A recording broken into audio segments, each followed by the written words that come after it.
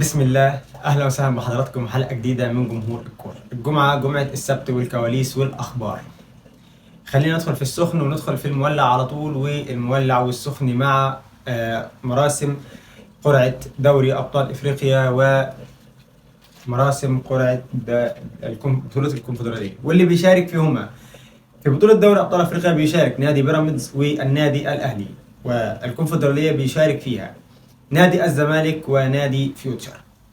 خليني اقول لك بسرعه ماذا اسفرت القرعه بالنسبه لدوري ابطال افريقيا وبالنسبه للكونفدراليه بما يخص الاهلي وبيراميدز. بالنسبه لدوري ابطال افريقيا اسفرت القرعه عن بيراميدز وسان داونز ومازيمبي ونادي نوازيبو في المجموعه الاولى. بالنسبه لمجموعه النادي الاهلي المجموعه الرابعه، واسفرت عن انه الاهلي وشباب بلوزداد ويانج افريكانز وماديما. الحقيقة أنا شايف إنه هذه المجموعة التي وقع بها النادي الأهلي أثارت دهشة الجمهور الأهلاوي في الشارع. هتسألني ليه؟ هقول لك إنه النادي الأهلي معتاد أن يلتقي الأهلي في دور المجموعات مع فرق من التصنيف اللي حاليا الأول، اللي هي بتكون بيراميدز بتكون نادي سان داونز او نادي الترجي او غيره. ولكن الترجي بيقع في مجموعة اخرى عن النادي الاهلي. مجموعة سهلة، مجموعة في المتناول، كل التوفيق للنادي الاهلي. بالنسبة لمجموعة نادي بيراميدز مجموعة صعبة، ولكن السكواد بتاع نادي بيراميدز، الفريق بتاع نادي بيراميدز يسمح ويقدر ان هو يعمل الحدث اللي منتظر منه. ده بما يخص قرعة دوري ابطال افريقيا. على الجانب الثاني ومع الكونفدرالية، خليني اقول لك الكونفدرالية بيشارك فيها نادي الزمالك اللي خلاص هيقابل كالتالي: هيقابل نادي سجرة الانجولي وسوار الغيني وابو سليم الليبي. ده المجموعة الثانية. نادي فيوتشر وقع في مجموعة اتحاد العاصمة الجزائري وسوبر سبورت والهلال الليبي. ده بالنسبة للمجموعتين اللي بما يخص الأندية المصرية. خلينا أكمل لك الأندية المشاركة في الكونفدرالية والمجموعات بتاعتها. المجموعة الثالثة جاء فيها كالتالي: أكاديميكا الأنجولي ودريمز الغاني. المجموعة الأخيرة هو سينغوفون وديابل نوار الكونغولي ونهضة بركان والملعب المالي. ده على جنب خالص. كل التوفيق للأندية المصرية المشاركة في البطولات الأفريقية، كل التوفيق ليهم. إن شاء الله نشوف نهائيات مصرية زي ما حصل 2020 الأهلي والزمالك. إن شاء الله نشوف كونفدرالية مصرية خالصة، الزمالك فيوتشر. كل التوفيق للأهلي، كل التوفيق لفيوتشر، كل التوفيق للزمالك، وكل التوفيق لنادي بيراميدز. فاصل صغير ونرجع لأخبار نادي الزمالك.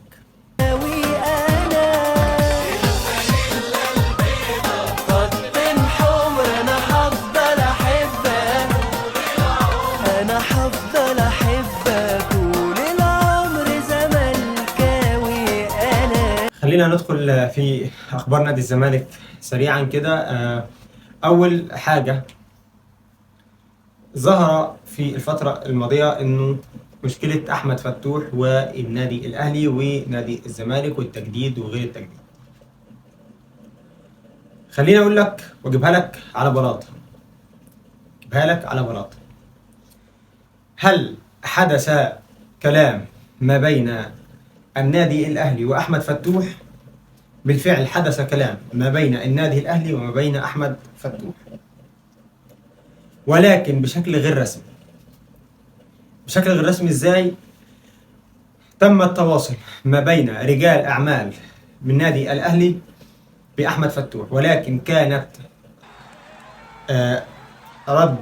كان رد اللاعب أنه لا يريد التعاقد مع أي نادي آخر طالما في وجود عقد ما بينه وما بين نادي الزمالك. إذا حدث كلام ما بين فتوح وما بين النادي الأهلي والمقربين من فتوح والمقربين أو رجال الأعمال في النادي الأهلي. مشكلة فتوح كلها على بعضها، هناك جلسة ما بين الكابتن عبد الواحد السيد مدير الكرة بالنادي الزمالك وما بين مدير أو القائم بأعمال فتوح. دارت الجلسة كالتالي: إنه فتوح ما عندوش مشكلة إنه يجدد لنادي الزمالك. المشكلة إنه أحمد فتوح بيقول لك إنه أنا مش هجدد، مش هيتم التعاقد ومش هيتم التفاوض في التجديد إلا بوجود مجلس منتخب. يعني إيه مجلس منتخب؟ يعني مجلس إدارة مستقر، مجلس إدارة موجود، كرسي رئاسة النادي يرأسه أحد ليتفاوض مع هذا اللاعب. نية اللاعب التجديد، نية اللاعب البيع، نية اللاعب عدم التجديد. ده كله الفترة اللي جاية هنشوفه وهنحكيه وهنقوله وهنقول كل حاجة.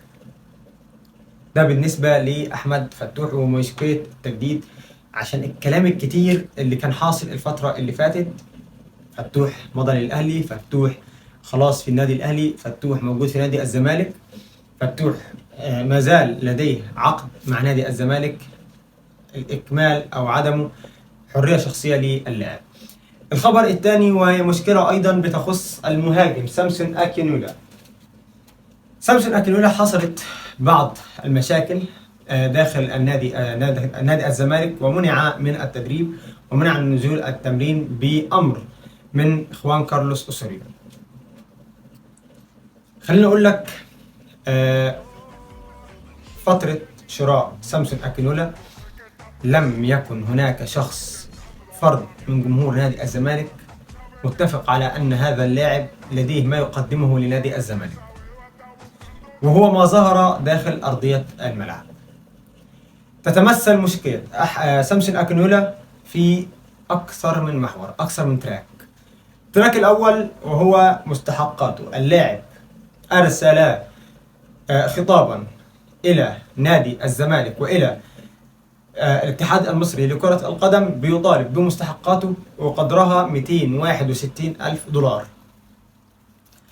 الزمالك ومدير الكورة كابتن عبد الواحد السيد عمل جلسة مع اللاعب خوفا من تصاعد هذه المشكلة إلى الفيفا. إرادة اللاعب هي الاستكمال مع الفريق بشرط المشاركة. اللاعب يريد الإكمال مع الفريق. طيب إيه الفاصل؟ إيه الخلاصة؟ الخلاصة هي رؤية المدير الفني واللي بتتمثل في خوان كارلوس أوسوريو. خوان كارلوس أوسوريو في تصريح بيقول سامسون أكينولا لاعب جيد، ولكن أنا غير مقتنع به هذه الفترة وخلال الفترة الماضية. إذن سامسون أكينولا لن تراه في أرضية الملعب إلا إذا اقتنع به خوان كارلوس أوسوريو. ده بما يخص مشكلة سامسون أكينولا. هل ممكن يقتنع به؟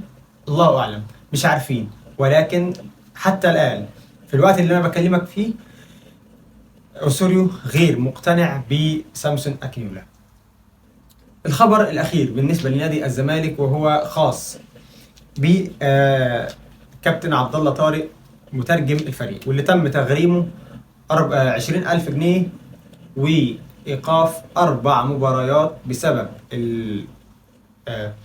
خليني أقول لك مش حابب أقول السلوك غير الرياضي، لأنه إحنا تعودنا في نادي الزمالك والنادي الأهلي وغيرهم من الأندية الجماهيرية كلهم بيتعاملوا بمبدأ أخلاقي، ولكن هناك جملة جل من لا يسهو، تصرف غير رياضي حدث في مباراة المقاولون العرب. إيقاف 4 مباريات وتغريم الكابتن عبد الله طارق 20,000 جنيه. ده بما يخص أخبار نادي الزمالك. فاصل ونرجع لأخبار نادي الأهلي. مش بس فرحة بكل لحظة انتصار، ده معنى عايش فينا جوا قلبنا. فرحته من فرحتي، ذكريات عمري معاه، هو سر قوتي، اسمه عندي بالحياة. الأهلي اسمي في القلوب بحرف ذهب، مجد اتبنى في سنين طويلة متعب بإيدين جدودنا. الأهلي هو الأهلي علشان يتسبب، وفي كل وقت يعلي دايما في السماء راية بلادنا. نادي المبادئ والمثال للاحترام، ومش مجرد نادي يعني، والسلام ده بألف معنى. انت يا أهلي أهلي فعلا مش كلام، وهنبني فوق اللي اتبنى علشان تكون أعلى وأعلى. بالفعل هو من خالد الفرق الأسطورية بألقابه بأمجاده بإنجازاته بامتيازاته. مع اخبار النادي الاهلي واللي خلاص بيستعد لمواجهه نادي الاسماعيلي في بطوله الدوري الممتاز. هنتكلم شويه عن استعدادات النادي الاهلي لمواجهه الاسماعيلي. جلس كولر مع اللاعبين جلسه فنيه للثبات على التشكيل والثبات على نقاط القوه والضعف لنادي الاسماعيلي، ونقاط القوه التي يجب استغلالها حسن استغلال للنادي الأهلي والفريق الخاص بالنادي الأهلي. كما أيضا اطمن أيضا على اللاعبين المصابين، وخلاص على أتم أن هو هيوضع لهم برنامج تأهيلي. اللاعبين المصابين هم عمرو السولية وكريم نيدفيد وصلاح محسن، ودول هم المصابين. عمرو السولية خلاص بيقترب من العودة، صلاح محسن برضو بيقترب من العودة، كريم نيدفيد خلاص على النهايات. اللي لسه واللي بنتمنى له الشفاء أيضا خالد عبد الفتاح، أجرى أشعة ولسه ما ظهرتش نتائج الأشعة الخاصة بكتفه. نتمنى له الشفاء، نتمنى لكل اللاعبين الشفاء بإذن الله. الخبر الأخير بالنادي الأهلي وهو مشكلة الكابتن سامي قمصان وكابتن حسين الشحات، واللي أثارت الجدل لدى الجمهور في الشارع الأهلاوي. مشكلة شائعة، مشكلة شائعة، لم تحدث أي مشادات ما بين حسين الشحات والكابتن سامي قمصان في مباراة المقاولون، أو عفوا في مباراة نادي إنبي. صورة أثارت الجدل على مواقع السوشيال ميديا، وهي صورة كان بيدي فيها الكابتن سامي قمصان تعليمات لحسين الشحات، كان بيقول له اهدى، كان بيقول له اهدى اهدى والعب على الهادي والعب على الأرض.